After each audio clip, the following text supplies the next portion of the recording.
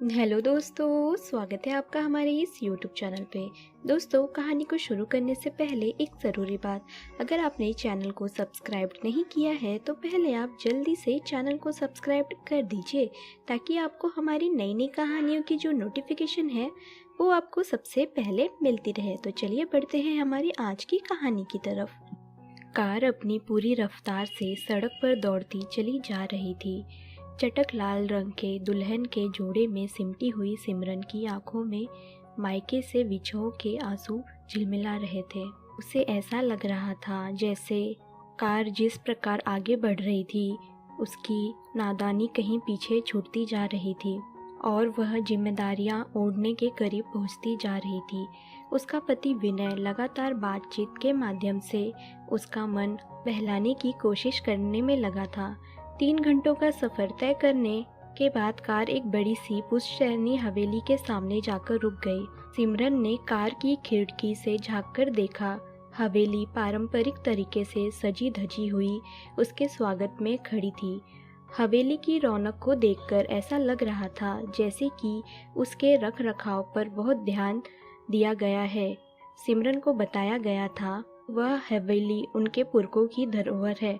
आज हवेली का गौरव खुद ही अपनी भव्यता और शानो शौकत की कहानी बयान कर रहा था। सिमरन जैसे ही कार से उतरी वैसे ही तेज ढोल नगाड़ों की ध्वनि ने उसका स्वागत किया। गृह प्रवेश की सारी रस्में विनय की बुआ जी के द्वारा ही संपन्न हुई क्योंकि सिमरन की सास का स्वर्गवास हो चुका था। सिमरन की ससुराल में केवल उसके ससुर माधव जी और पति विनय ही थे। उसकी बड़ी ननद का विवाह हो चुका था। शादी के कुछ दिनों के बाद सभी नाते रिश्तेदार अपने अपने घरों को लौटने लगे और वह बड़ी सी हवेली धीरे धीरे सूनी होने लगी। कभी कभी सिमरन को घबराहट होती कि इतनी बड़ी हवेली में रहने वालों की संख्या कुछ दिनों में सिर्फ 3 ही हो जाएगी। हालांकि उस बड़ी सी हवेली में नौकरों चाकरों की कोई कमी नहीं थी, फिर भी गृहस्वामिनी की कमी हर जगह महसूस होती है। घर के मुखिया माधव जी बहुत ही कड़क स्वभाव के इंसान थे। वे पूरी तरह से नियमों का पालन करते थे और चाहते थे कि हर कोई उनके ही बनाए हुए नियमों पर चले। वो पुरानी पीढ़ियों द्वारा बनाए गए नियमों और उसूलों को पत्थर की लकीर मानते थे। सिमरन नए जमाने की खुले विचारों वाली लड़की थी। वह पुराने नियमों का सम्मान तो करती थी लेकिन उन्हें तब तक ही मान देती थी जब तक कि वो नियम किसी के लिए तकलीफ का कारण न बन जाए। ससुराल के पहले दिन ही उसे समझा दिया गया था। शुरुआत में सिमरन ने घूंघट लेकर रहने की बहुत कोशिश की लेकिन उसे घूंघट में बहुत असहज महसूस होता था। एक तो गर्मी के दिन, ऊपर से दिन भर घूंघट में रहने से उसका चेहरा पसीने से भीग जाया करता था। उसने एक रात विनय से भी कहा कि अब तो सारे रिश्तेदार जा चुके हैं और घर में केवल हमारे परिवार के सदस्य हैं, तो अब मुझे घूंघट लेने की क्या ज़रूरत है। विनय ने धीमे स्वर में कहा, मैं तुम्हारी बात समझता हूँ लेकिन पिताजी अपने उसूलों के बहुत पक्के हैं और उनके सामने तो मेरी भी नहीं चलती। सिमरन यह जवाब सुनकर मन मायूस कर गई। सिमरन को अपने ससुराल में और कोई शिकायत नहीं थी, बस वो चाहती थी कि घूंघट का झंझट खत्म हो जाए। एक दिन वो अपनी ननद कुसुम के साथ हवेली के पीछे वाले बगीचे में घूम रही थी। कुसुम भी कुछ दिनों में अपनी ससुराल जाने वाली थी तो वो भाभी को बगीचे की सैर करवाने लाई थी। बगीचे में सिमरन बहुत अच्छा महसूस कर रही थी क्योंकि उसे बचपन से ही प्रकृति के करीब असीम शांति मिलती थी। बगीचे में आम के बड़े बड़े पेड़ थे जिन पर कोयल कूक रही थी। वह गहरी सांस लेकर आसपास के वातावरण का आनंद उठाने लगी। तभी अचानक वहाँ पर माधव जी भी सैर करते हुए आ पहुँचे। उनकी नज़र सिमरन पर पड़ गई। सिमरन ने भी उसी पल उन्हें देख लिया और झट से घूंघट खींचकर अपना चेहरा ढक लिया, लेकिन तब तक बहुत देर हो चुकी थी। माधव जी गुस्से से आग बबूला हो गए और गुस्से में उफनाते हुए अपने कमरे में चले गए। उनका गुस्सा देखकर सिमरन की आंखों में आंसू भर आए और वो कुसुम से कहने लगी, आज तो बहुत बड़ी गलती हो गई, अब पिताजी बहुत गुस्सा होंगे। कुसुम ने सिमरन के हाथ को कसकर पकड़ते हुए कहा।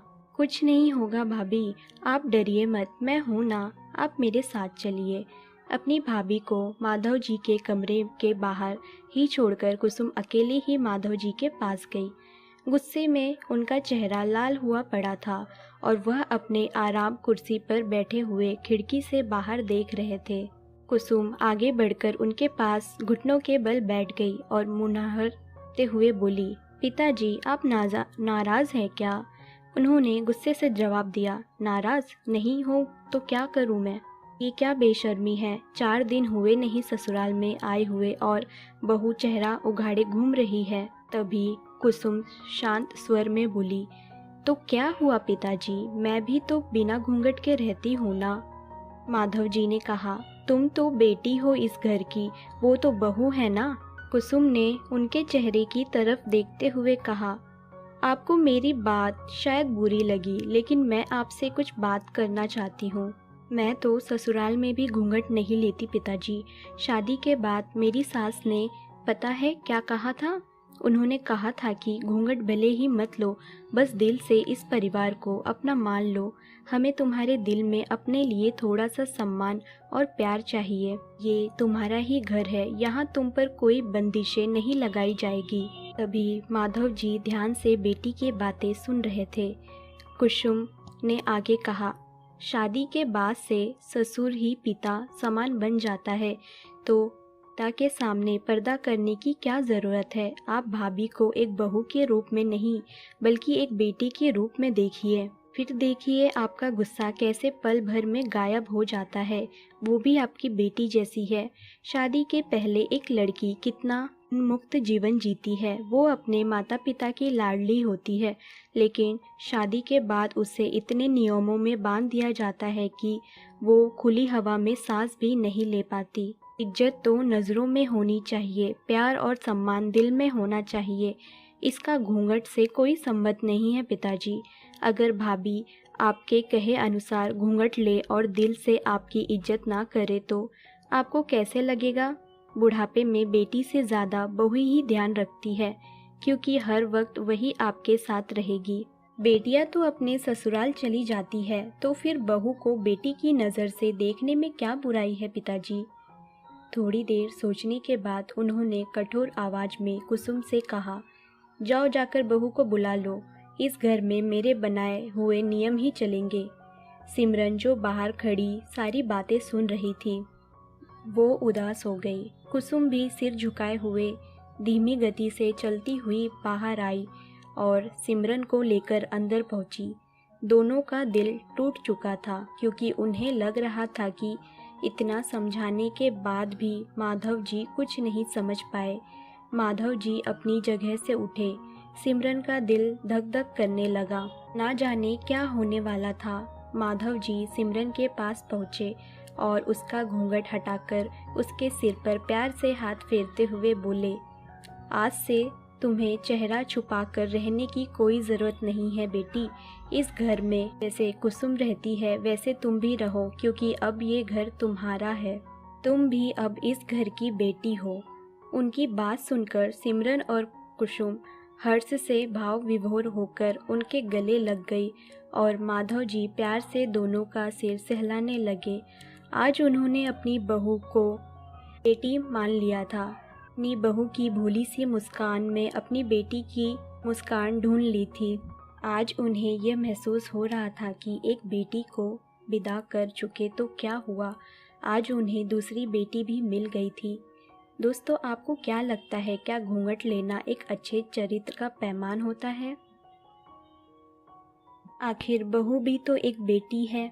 तो दोस्तों, ये थी हमारी एक छोटी सी कहानी। अगर आपको हमारी ये कहानी पसंद आई हो तो लाइक और कमेंट करना ना भूले दोस्तों। हाँ, अगर अभी भी आपने चैनल को सब्सक्राइब नहीं किया है तो पहले जल्दी से चैनल को सब्सक्राइब कर दीजिए कि आपको हमारी आने वाली नई नई कहानियों की नोटिफिकेशन मिलती रहे। तो चलिए दोस्तों, हम फिर मिलते हैं अपनी एक और नई कहानी के साथ।